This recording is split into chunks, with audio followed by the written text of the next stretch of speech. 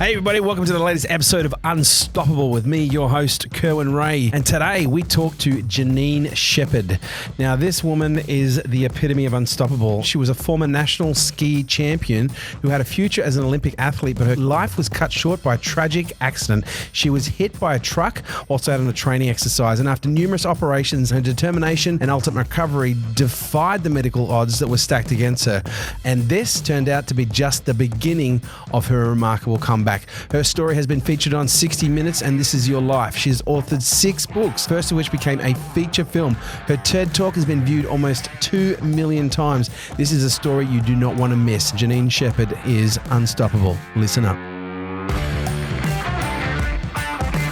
So, ladies and gentlemen, it is my absolute pleasure to welcome Janine Shepherd. Janine, thank you so much for coming. Oh, it's my absolute pleasure. Thank you. Most people, look, I'm going to assume that there's got to be a lot of people who know your story because, you know, I'm one of the people who's kind of followed from afar for a number of years. I've heard your story so many times, but for those people who don't know the Janine Shepherd story, give us the version. What is it? The Janine the Machine. Janine the Machine. Oh, I like that. Well, you know, it's funny.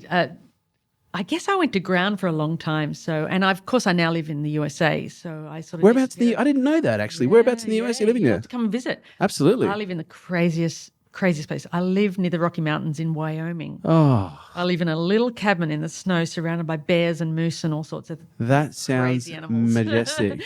Animals that can actually eat you. Yeah. Not just bite you, but eat you. It's crazy. That sounds fantastic. So how long have you been over there? I've been there for 4 years now. It's part of this incredible, crazy story of mine, which is just showing up and saying yes to life and opportunities, and that's where I found myself. I love that. So let's go back to the beginning. You started off I won't say you started off your life as a professional athlete, but you started off. Where did you tell us the story? Start from the beginning. Yeah, well, I'd always been an athlete. Yep. And I represented state level and national level at track and field and triathlons and all sorts of sports, but found myself at the age of early 20s in cross country skiing. And I felt like I'd found my sport, because I was, this endurance athlete and I could just go forever. And cross-country skiing is the toughest aerobic sport in the world. Is that right? Oh, I was like, wow, this is mine. This is it. And there was this great change in cross-country skiing that went from what they call classical technique to skating, which required enormous strength. And that was for me. And so I was on top of the world. I was in the Australian ski team. I'd been overseas skiing and racing, and I was approached by the Canadian ski team coach with an offer to join up with their team preparing for the 88 Winter Olympics in Calgary. And Hang on, you were going to defect to Canada? No. I was no. He said to me, come and train with our team in the lead up to the Olympics. There we go. So I would still represent Australia. Gotcha. But I would use all of their facilities in the lead up. I know. That's amazing. And so my goal was to really do something that no one had done before. This was, before Australia had ever won any Winter Olympic medals. So I really wanted to put Australia on the map and to show the world that this Aussie could ski. And that's where I was, on top of the world, my whole life. So this is 87. This is 86. 86, right? I was preparing for the 88 Winter Olympics in Calgary. Right, and then what happened? So then I was on a training bike ride with my teammates in the Australian ski team, and we were riding from Sydney to the Blue Mountains. Really grueling ride. We did it a couple of times a year. We called it the Rooster Ride. We would all ride up there, skiers and cyclists.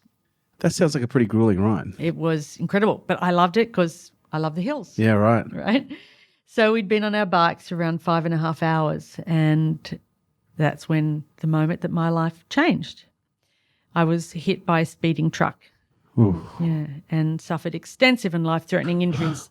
I actually don't remember that day. Really? So the whole day is completely blacked out?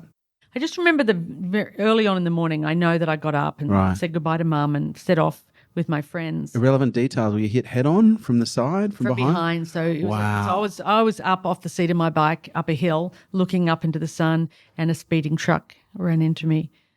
At what speed was he doing, roughly, do they know? He was doing about 80K. Wow. Yeah.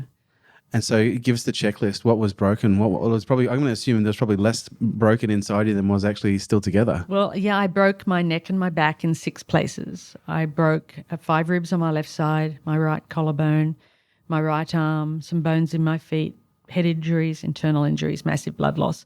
That was, and the bones weren't going to kill me. The blood loss, I had internal bleeding. I lost about 5 litres of blood, which is all someone my size would actually hold. And they didn't think I'd survive. But the interesting thing is that the reason I don't remember is that I left my body. And for 10 days, I had what I call my death experience, not my near-death experience. Yeah, right. I was out of my body. Did you ever die on the table? Did the heart stop? Well, I'm not sure whether the heart stopped. Right. They were pumping blood into my body. Because where was the accident? That was in the Blue Mountains. Okay. So the Westpac. So they first airlifted you. They airlifted me from the small hospital in Katoomba. Yeah. And the interesting story about that, which I only just found out about, I recently caught up with the first responder at the scene of the accident. His name was Gary. So he turned up and they saw me on the ground and he said, "She's not going to die on my watch." So they got me to the hospital. There was a brand new intern that had arrived from England. So I was in emergency and Gary said to him, "Should we call the helicopter?" And he said, "No, she's not going to make it. She'll basically die at the hospital." So he went down and got his friend, Dr. Grasby, who was a senior doctor in surgery at the time, and said, "Graz, you've got to come and look at this girl." He came up, took over and said, "Right, I'm in charge. Call the helicopter, get blood flown up from Sydney." And, had Gary, the first responder, not done that, I would have died then. Wow. So then the helicopter, they didn't think I'd survive that. And then, of course, into Prince Henry. And for 10 days, I was critical and they told my parents, just prepare for the worst. But I spent almost 6 months in the spinal ward. And so for the first 10 days, you remember the first 10 days even though you weren't conscious? Yeah, I remember being in and out of my body. I remember looking down at my body and thinking, I'm not going back there. It was this really it took me years to try and understand this experience because, I sort of devoured all these books on NDEs, near-death experiences, trying to think, well, why is mine so different? And it's something I actually don't talk about a lot because I think people think I'm, she's a nutcase, but I had an NDE if it makes you feel any better. Cool. I had a stroke. A lot in common. Yeah, I know, right? So I didn't have the tunnel and the white light. I went straight. I went to a room that was filled with books. Nice. And I remember seeing my life. It was like I was watching a movie of my life, the life that I would live if I chose to come back to my body. So I remember very clearly having the choice. I wasn't alone in this experience. I was guided through this experience. And I remember, I was given a choice to go back to my body. And I kept thinking, well, I don't want to go back because I'm an athlete. I'm not going back to a broken body, a body that's, with a disability. But the really interesting thing is 10 days later, I opened my eyes and I was back in my body and I was like ripped off. This is not what I ordered. Yeah, this is not. So there was confusion. It took me a long time to figure out why I made that choice. The choice to come back or the choice not to? The choice to come back to my body. But it sounds like you made the choice not to, but you came back anyway. Yeah, so ultimately I made the choice to come back. Were there any periods in that early stages where you just wish you had died? Yes, absolutely. Oh, yes. I mean, when I got home from hospital after 6 months, in a wheelchair, plaster body cast, I had a body that, people find this incredible. I'm a paraplegic. People say, but hold on, you're walking. You walked in here. That's right. So I'm a walking paraplegic. And that was back in the days when the word neuroplasticity didn't exist. So I've retrained my body to be able to walk. And what people don't realize about spinal cord injury is that usually it's not a complete severing of the spinal cord. There's usually some innovation going there. Yeah. So I was able to, retrain my body, strengthen the muscles that I did have. Some of the muscles have taken over and the job of the ones that I don't have. And I've been able to walk, which, I walk with a limp and some people barely notice it.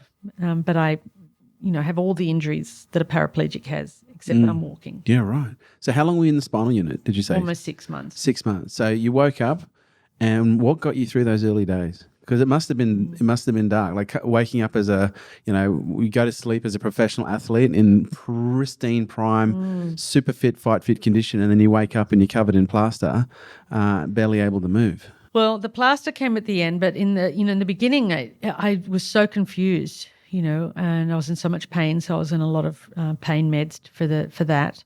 And then as time went on, I had incredible support from family and friends, incredible staff looking after me. And I think I kept thinking, no, I'm going to be fine. They can't be right. I'm going to go home and go to the Olympics. And it took a long time. It really took, I remember the first time that they took me to the rehab in hospital and stood me up. I remember looking down at my legs and thinking, move, move, why aren't they moving? And it was like this disconnect between my brain and my body. And, I just didn't believe it. I just thought, no, this is the sort of thing that happens to someone else. So it wasn't really till I was home in my wheelchair, and all of my friends had gone off skiing and racing and back into their life. That's really when it hit and when I suffered depression. Yeah, right. So you went there. It got pretty dark. Really dark. Were you ever suicidal? Yeah, I think so. Right. I don't think I actually. I thought about it. I think, to be honest, a lot of us think at times, I wish I wasn't here, or is there any, when we're going through, pain. Yeah. And so what I say is that I was definitely at rock bottom. Yeah, right. And there's a gift in that. There is a real gift in rock bottom, is that it doesn't just show you who you're not, it shows you who you are. And what was the defining moment where it started to turn around? Like, was there an instant? Was there an insight? Was there a thought or an experience where something shifted and then? I think I realised that I was in so much emotional pain. Forget the physical pain. That was one thing, but the emotional pain was so great that I realised something has to shift here. Something has to change. And the only thing I could think of was to let go.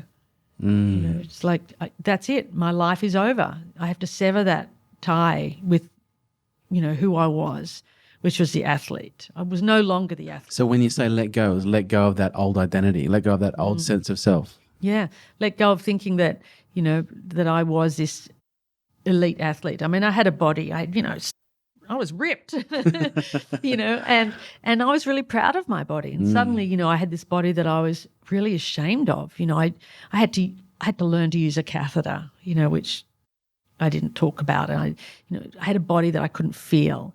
I felt like I couldn't be a woman. I felt that it just was one thing after another, and really struggling to come to terms with that. And the pain was so great that I thought I have to let go. And letting go was this incredible gift. Was there a moment when this happened, or was it like a build-up too? There was actually a moment. I remember in my room that I was just, I didn't think I could get any lower. And I remember one night actually in my plaster body cast, I remember crawling myself, pulling myself off my bed and falling on the floor.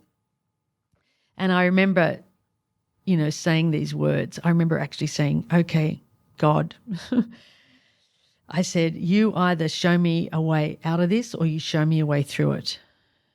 Because I didn't think I could do it. I didn't think I wanted to do it. I thought, this is it. I don't want to be here. And I just let go. I just said, okay, I'm going to trust. I'm going to just show me something. Help me through this, because I can't do it on my own. And that was this moment of it was just like this moment of expansion where suddenly I realized I'm free. I don't have to get up and train. I don't have to be that person. I can start again. I've got a clean slate. And I had no idea what that meant or what I could do.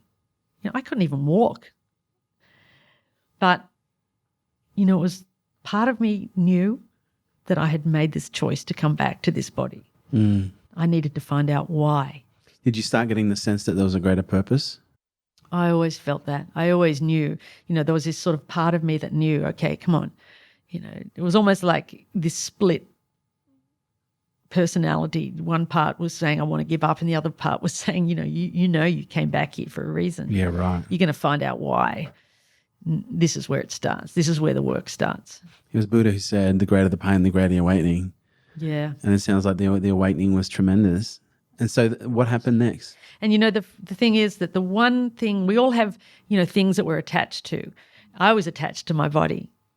That's who I thought I was. And so if there was one thing that could wake me up, that had the power to wake me up, it's often the thing that we're most attached to, right?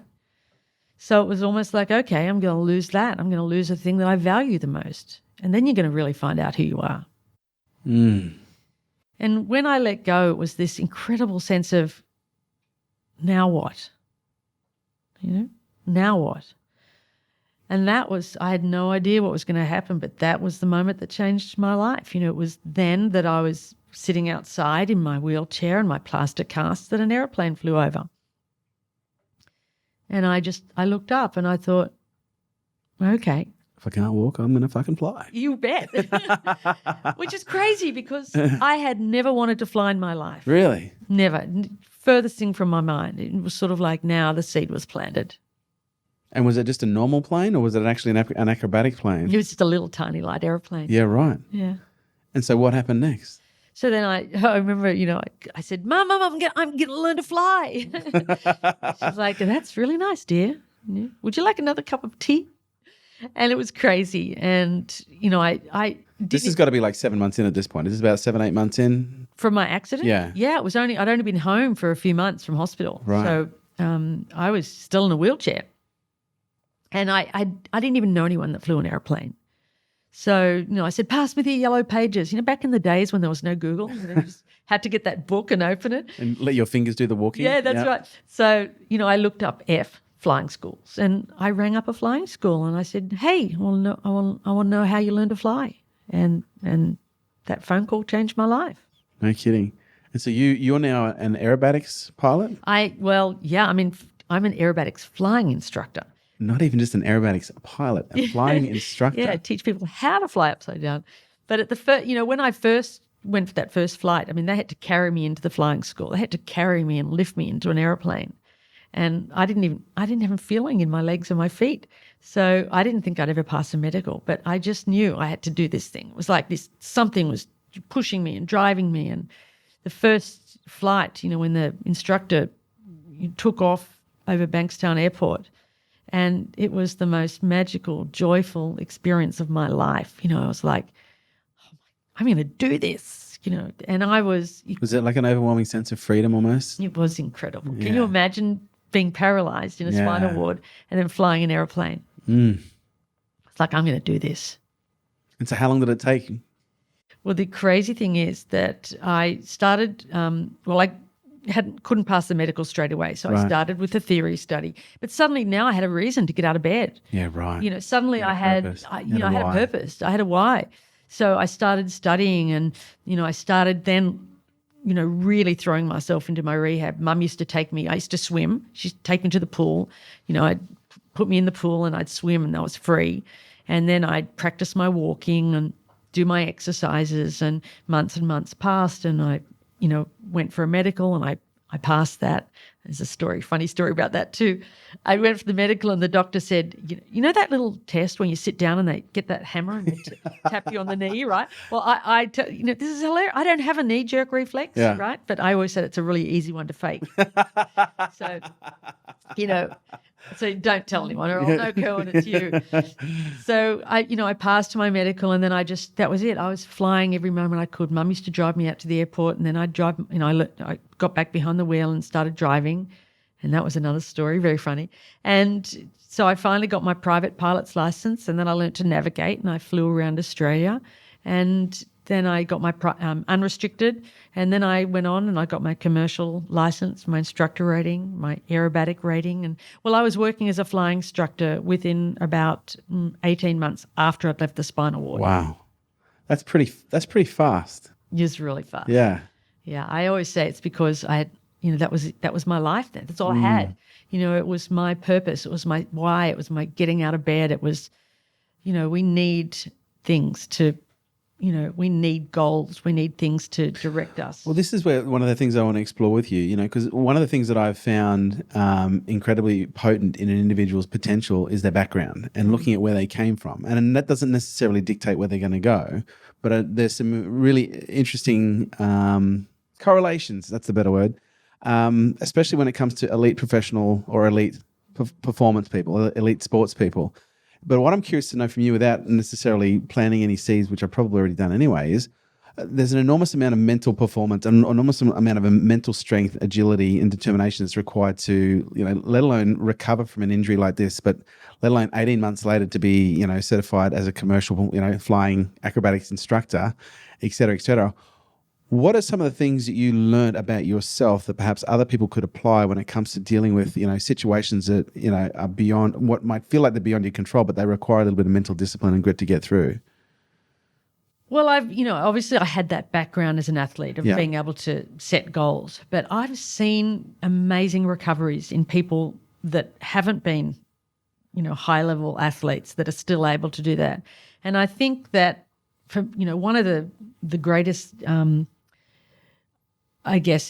ingredients in having a resilient mindset is being able to reset your goals, because when you have an accident, normally, you can no longer do the things that you did before, and people sort of can sort of, get thrown about and sort of not know, they ask the question, well, if I can't do that, who am I? What can I do with my life? There's always something. It's really important, I say, when someone's had an accident, injury. Because you've got a saying that says you're not your body. Yeah, you're not your body. Yeah. So it's, it's a matter of, to me, aligning with your values. Yeah, right. Saying, well, what's really important? What sort of a person do I want to be in life? And you might not be able to do the things you did before, but that doesn't mean that life can't be great. It can't be spectacular. What are the things that you stand for? So I think, I still had that value set. For me it was, okay, well, I can't go to the Olympics, but what can I do where I still value, commitment and hard work and learning and curiosity and giving back and service and all the things that I value in life. I'm just going to redirect them into something else. And I think that was, the key for me to really just say, well, these are the things I value. I really value hard work. I really value commitment. And so I just sort of channeled that into learning to fly instead of skiing and go to the Olympics. So you've talked about the importance of having a reason, the importance of having a goal. You've got to have something to work towards. But I'm going to assume that during that period as you were working towards things, there were plenty of obstacles that came up for you. What are some of the mental hacks that you use to be able to because I'm sure there's got to be times where you've just gone, I can't fucking do this. What the hell am I thinking? What the fuck have I got myself into?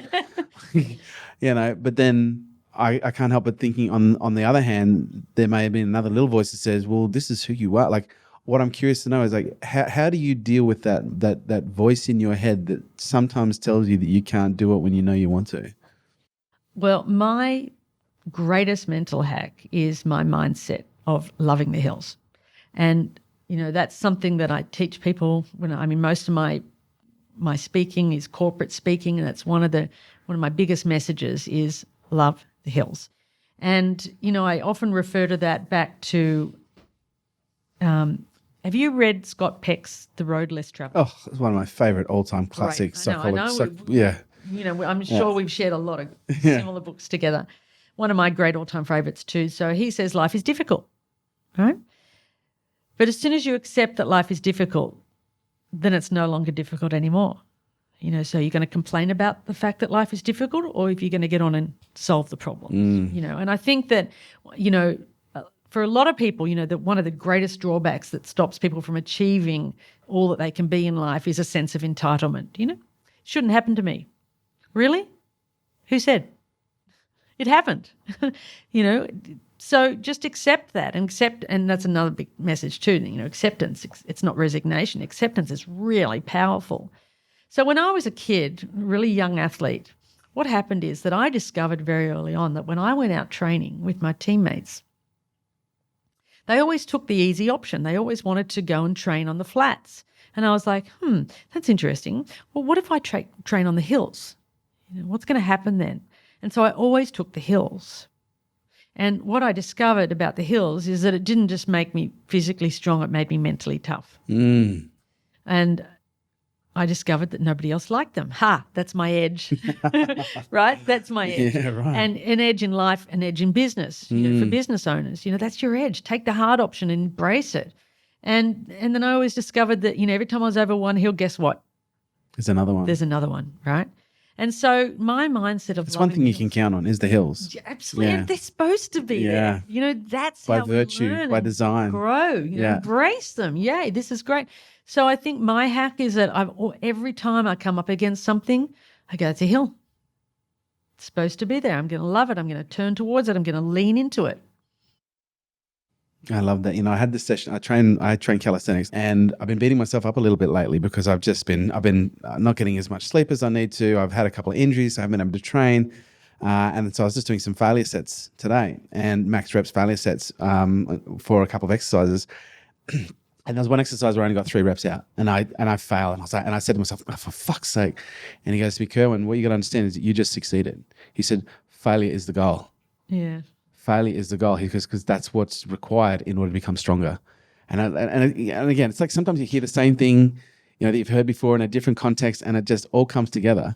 And I think in life, sometimes people expect it to be easy, and when it's not, they think there's something wrong with them, not realizing that the hills are there by virtue to give you the strength that's required to be able to tackle what's coming next. I expect life to be hard. Yeah. I expect it. So it's no surprise to me. Yeah. I'm like, that's how it grows. It's supposed to be. And I know I made the choice to come back, and knowing that it was going to be hard, It was Buddha who said it about life is pain, suffering is optional. Yeah. Yeah. Yeah, maybe I just love pain. Hey, I like a bit of pain. Yeah. There's nothing wrong with a bit of pain. So, okay, tell me. So, I'm curious to know, like that's an incredibly powerful mindset. But how would just a normal person apply that if they've never even considered thinking this way? It's easy. Make a choice. Okay. I mean, sooner or later you have to realize that that's a belief system. That's my belief system, right? And I choose that belief system. Sometimes there is no magic. Sometimes it's just, I'm going to make that choice. I'm going to love the hills. It's as simple as that. It's simple. Do you think there's a process to loving the hills? Do you think it's something that can be trained into someone over time? Or do you think you've either got it or you don't? No, I definitely think it can be trained. It's a choice. Again, it's just make, what choice you're willing to make. Life is all about choices. I chose to come back to my body. I always say you get to choose what sort of a story you create. What sort of story do you want to create in your life? Are you going to create a story of being a victim, or do you want to create a story that uplifts and inspires? I know what I want to choose. And I know that people, write to me, email me all the time and say, I'm loving the hills. And so they go out and they run on the hills. I think it's a great exercise. Maybe you take your team out. Oh, we actually smash them twice a week. We get our trainer. My trainer comes in twice a week, 3 times a week, twice a week, and smashes the hell out of these guys. So yeah, maybe we should actually get used to do some hill runs. That's a really good idea. Go out on the hills. Yeah. I mean, we used to do cross country skiing. We used to do hill bounding. So we'd put poles in it and you bound up a hill, right, with poles. Yeah, right. Once you bring your arms in as well, you're upping your oxygen uptake as well. The workload.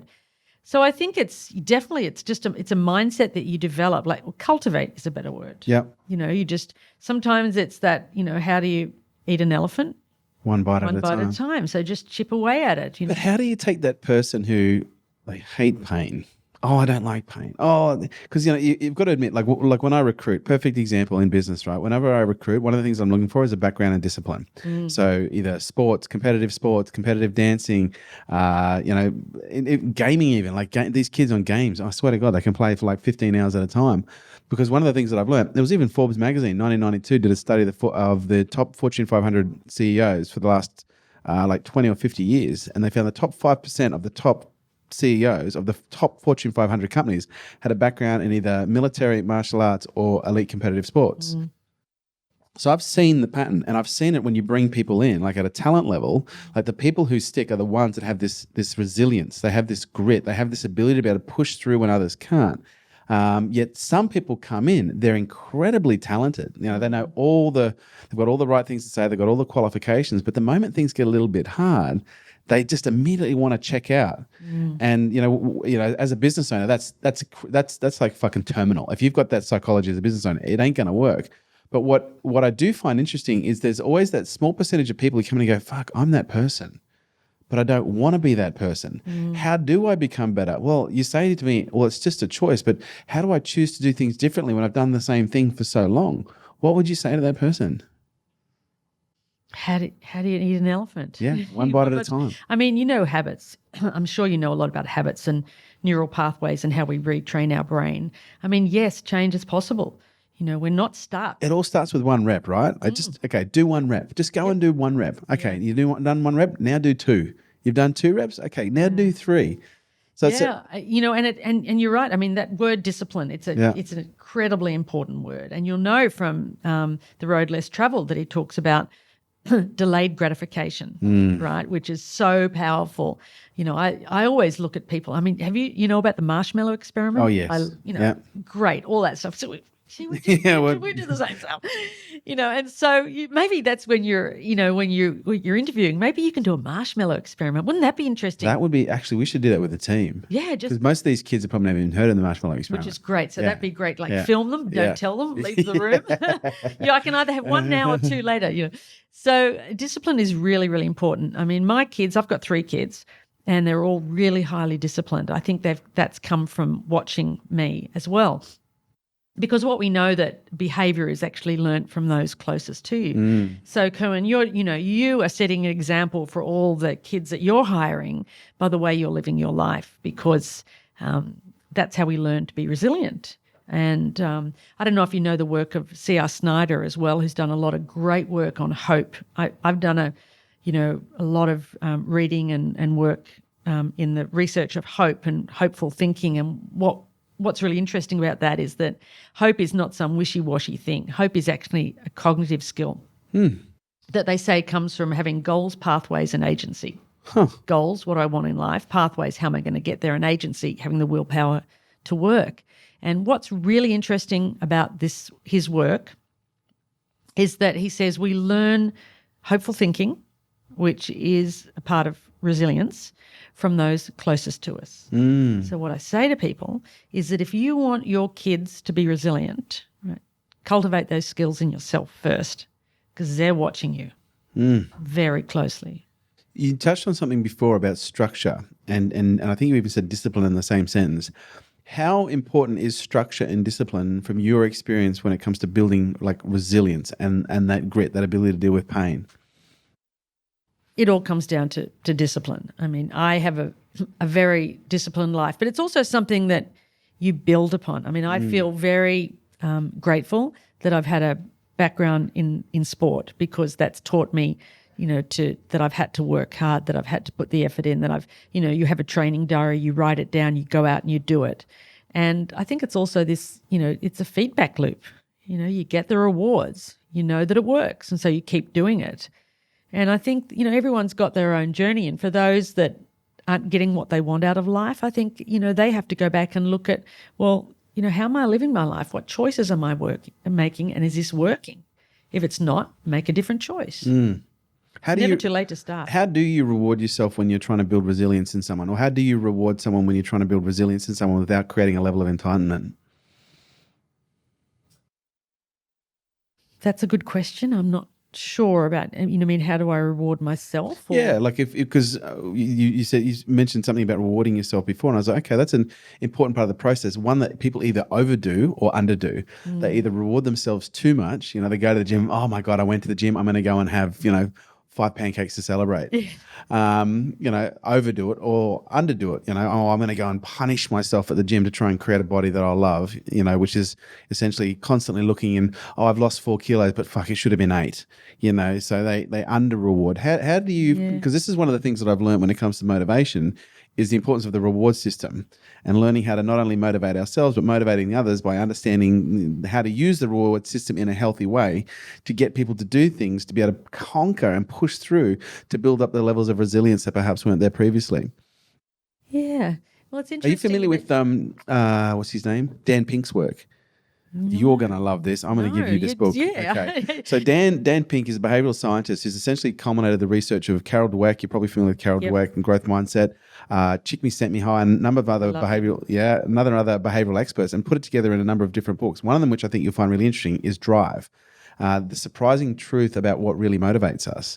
And he discusses intrinsic motivation versus extrinsic motivation. And he talks about how extrinsic motivation is where people are rewarded from external sources, and it builds up this level of entitlement, this level of soft approach, this ability not to push through when things get hard because, well, I can do, or whether I get the reward or not, I guess it's not. But what's interesting is when they look at, they did some research, again, Fortune 500 companies, very popular for research, where they instituted financial rewards across the board in a range of different organizations. And they found in the first 2 to 3 weeks, performance went up. And then they found across the board after the first 3 weeks, performance went down in 80% of the categories to levels below what it was previously before the financial incentive was put into place, which indicated that extrinsic rewards are not only ineffective, they're actually quite destructive as well in a commercial sense. And then they started looking at the intrinsic drivers, which is, okay, how do you build intrinsic drive? By looking at the social aspects or the social acknowledgement or the primal aspects and the acknowledgement of the behaviors that we're looking for. So rather than actually rewarding people with things, reward them with social acknowledgement towards the behaviors that you want to see more of. Yeah, it's really interesting, isn't it, with rewards and just how, I'm really fascinated with how our brains work. Why two people can behave differently, they can have the same thing happen to them, yet they'll have different outcomes. What really contributes to our well-being. And, what I found really fascinating, because I'm a great fan of Barbara Fredrickson, who does, are you sure of her work? So she's she's one of the sort of founders or leaders in positive psychology. Oh, right. Yeah, of course.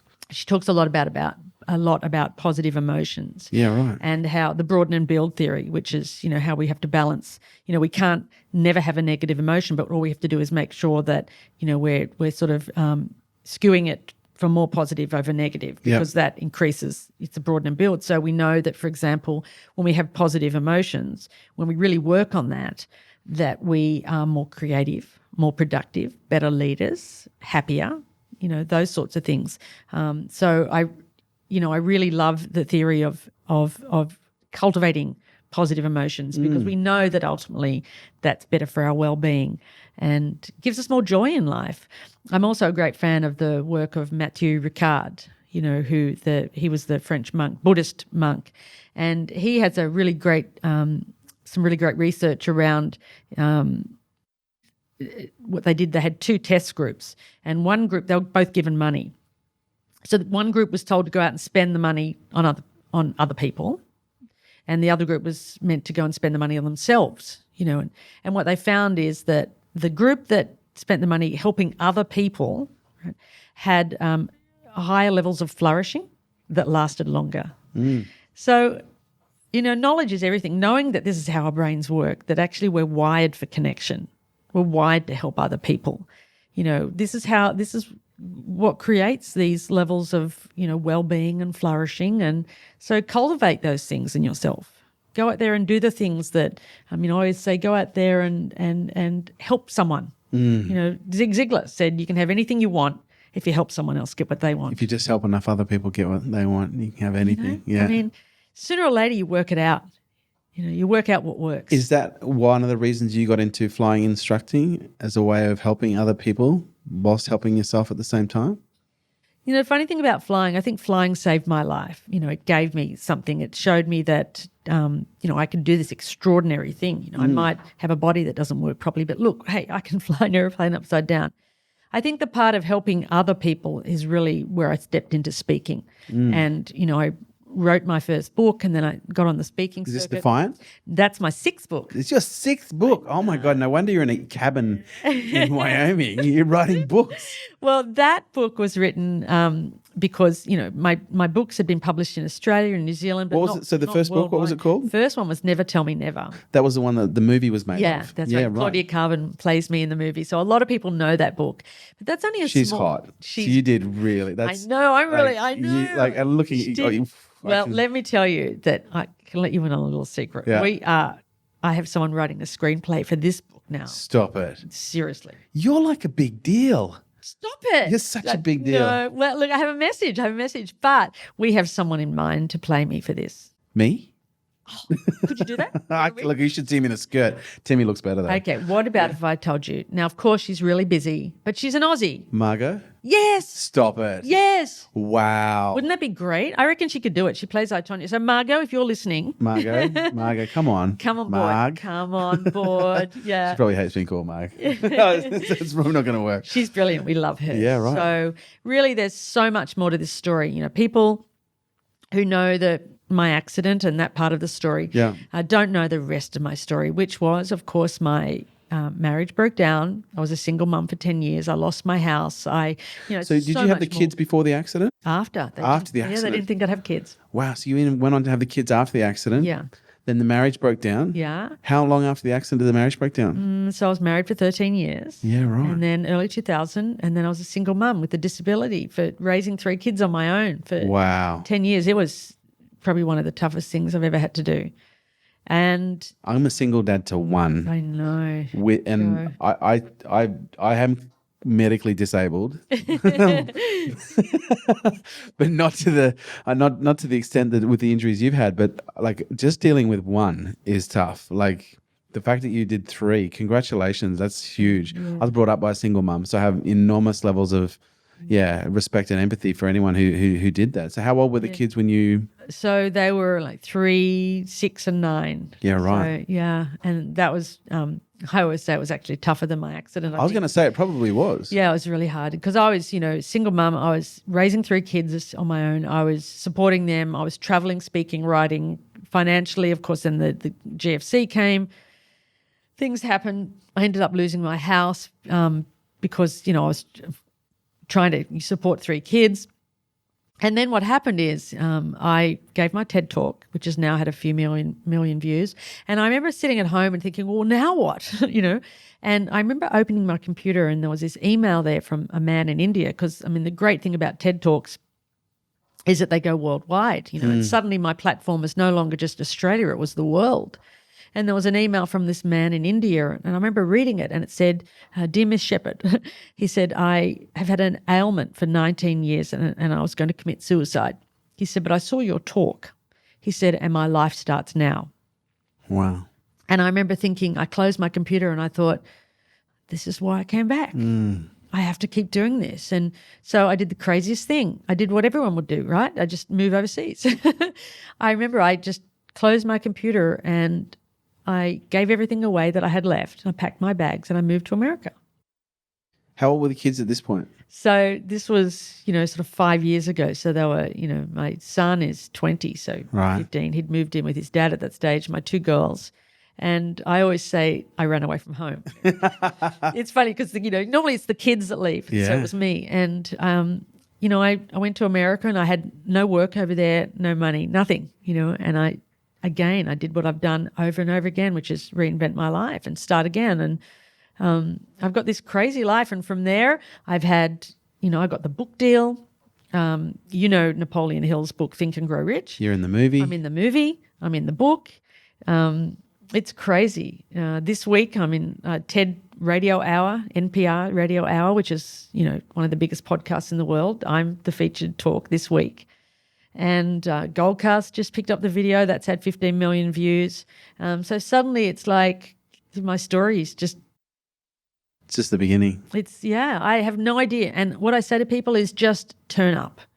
Just turn up and say yes. That's all you got to do. And a lot of people aren't willing to show up, but you have no idea what's going to happen. How much does intuition play in your life as a role? Huge part. Talk to me about that. Yeah, intuition's, it's a really interesting, we've all got it. What does intuition mean to you? How does it show up for you?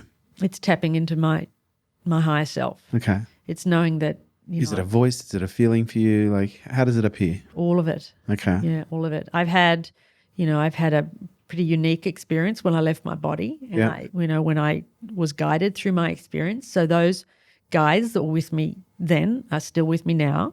And they speak to me and they guide me and they show me. And, sometimes intuition can be bumping into someone, meeting someone, turning on a radio, thinking about something, and suddenly there's the song that you were just thinking about, or there's a book that you meant to read, or you pick up the phone or someone rings. It's around us all the time. Some people aren't listening. They're not looking. It's there all the time. I say just stay open, and it's through the heart, not through the head. Just keep your heart open. And there isn't a day, honestly, in my life that something doesn't happen that I go, that's crazy. Every day I wake up sort of expecting something crazy to happen, because it does. Expect miracles. Yeah, they're there. Faith, does that play much of a role in your life? I'm going to assume it does. There's stains everywhere. Yeah, absolutely. I mean, it brings me to tears all the time. Life is just, I feel so incredibly grateful. I'm remarried. Congratulations. Thank you. When did you remarry? I have an amazing, amazing man in my life. We got married in a riverbed in Kenya last year. Holy smokes. No, it was crazy. It was completely crazy. He's American and he's my soulmate. Oh, beautiful. And that's been, another extraordinary twist to this whole story and this whole journey. And he, we have this incredible practice. He's the most disciplined person I've ever met in my life. So it's a good pairing there. And every morning we wake up and we have a practice which we call giving grace, and we sit with each other and we talk about the things that we're grateful for. We give thanks for the end of seasons. We just make sure that we honor our journey with each other, and life is short. How did you guys meet? Sort of crazy. Well, he's also a pilot as well. He's actually Stanford educated engineer originally, but top shelf. Yeah. But now he's a mountain man. Snowboards and very disciplined, flies. And so we live in a small town, and the airport near us, the local, the guy that owns the airport and flies is also an MD, sent my TED talk out to everybody in his mailing list with the subject line, "So you think you're having a bad day?" And he saw that, and he's also a writer. So he wrote me this beautiful, heartfelt email thanking me for making him save his life. I remember opening up this email and thinking, he signed it Blue Skies and Tailwinds. Wow. Which is actually part 3 of my book. So I remember reading it and going, wow, it just was so beautifully written that it touched me. And I thought, I wonder if he's a pilot, Blue Skies and Tailwinds.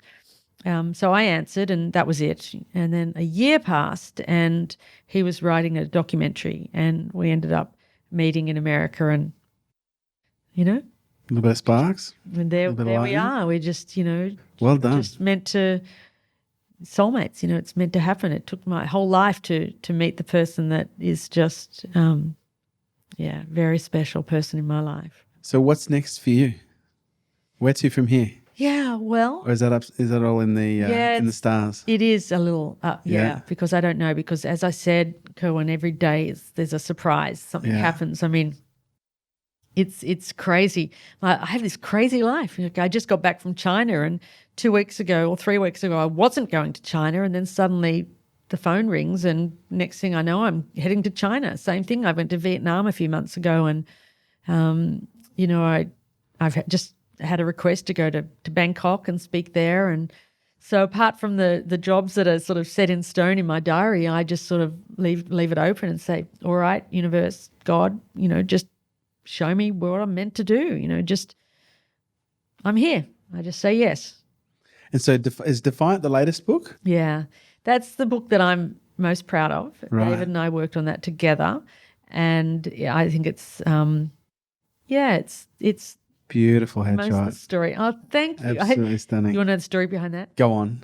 Okay, so we had this weird sort of cover for the book, and the publisher rang and said, "Oh no, we don't like it. We want a headshot." So I was flying to speak in Australia. I was in America, and I live near Jackson Hole, right, which is beautiful.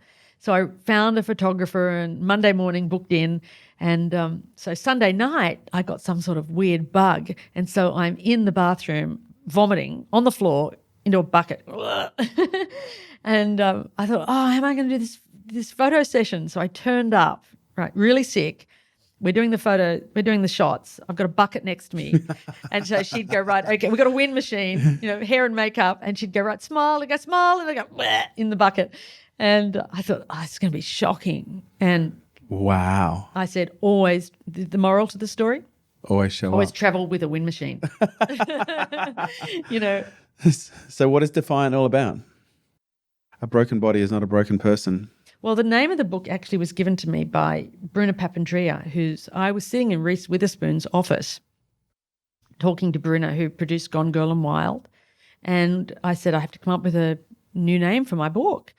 And we're going through this whole list of names. And she said, you know what, Defiant, because that's what you are. And I thought about it. I went, yeah. And then again, I pulled up this email that I had received from the Viktor Frankl Institute, of all places, in Russia, wanting to use my TED Talk because they said I represent the defiant human spirit. Wow. And then I'm the book and the email, I'm going, yeah, that's it. And of course, Viktor Frankl, of course, you've read the book, we know his story, surviving the Holocaust, and he talks about the defiant human spirit is tapping into our spiritual selves to overcome suffering.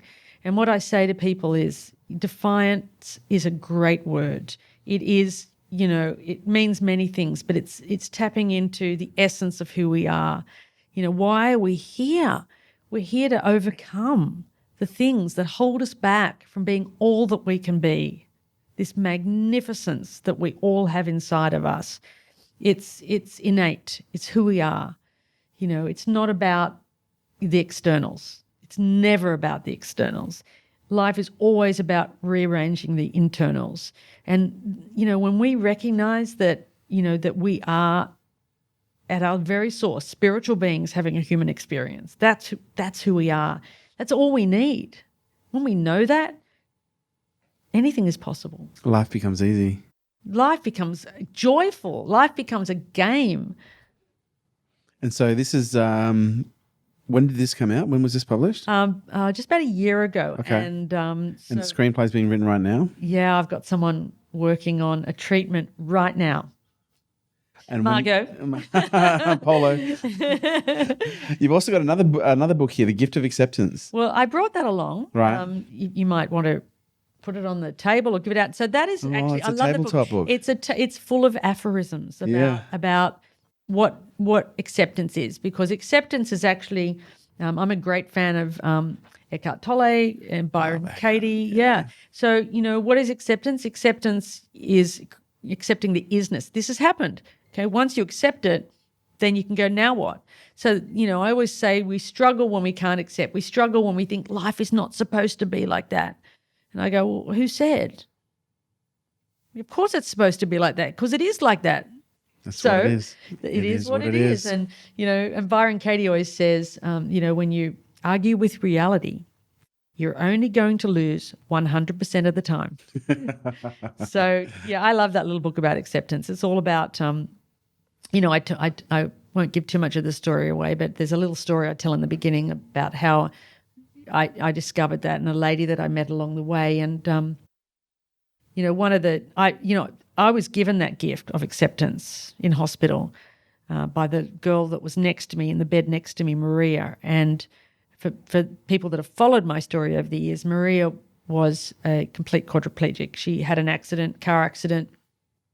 She was 18, woke up, I think, on her 18th birthday after a coma to the news that she was paralyzed from the neck down. Spent her entire life like that. The whole time I kept in touch with her, we were friends in hospital, in bed, the bed next to each other. She never complained. Not once. Always smiled. And I mean, that to me was that was defiance personified. She accepted that with grace. And she was always asked me how I was, always smiled, was always happy. And wow. I don't know how. Yeah, that was a gift to me. And that is the defiant human spirit. Mm. So for someone who's perhaps going through a bit of a tough time right now, what would be the best piece of advice you can give them? love the hills. Oh, I knew you were going to say that. I was actually going to say it. I was like, no, I don't want to steal the thunder. Yeah. Love the hills. It's love the hills. It's the mindset. It's so important, isn't it? Like, learn to love the tough stuff. That's why we're here. Mm. You know, we're here to grow, to learn. We've each got our own lessons. You know, it's a classroom. It is indeed. So if people want to find out more information about you, Janine, where can they go?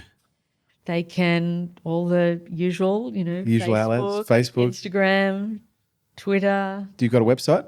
A website, JanineShepherd.com. Yeah. And so I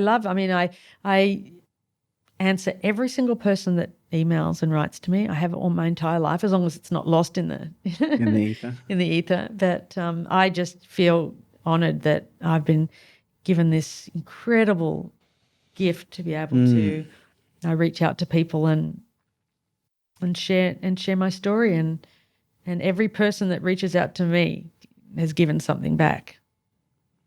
That's beautiful. Which is we're all connected. And we're all here for a reason. Yeah, absolutely. And a big part of that reason is a big part of the journey is to find out why. And then the last part of it is to do it. Yeah, give it away. It is free. Janine, thank you so much for coming in. It's been an absolute pleasure to have you here. Oh, it's been my pleasure. It's been so much fun. And we're going to hang out more. Let's do it. You're my people. Janine Shepherd, thank you so much. Absolute pleasure. Thank you. There you have it, guys. Thanks for tuning in to Unstoppable with me, your host, Kerwin Ray. And do me a favor, don't forget to drop me a review on iTunes. Would love to hear what you think. I love reading what you guys have to say. And your reviews make sure we keep creating killer content just like this. If you want to stay up to date with me and all my movements, please jump onto the website, kerwinray.com. And also check us out on social media at Kerwin Ray.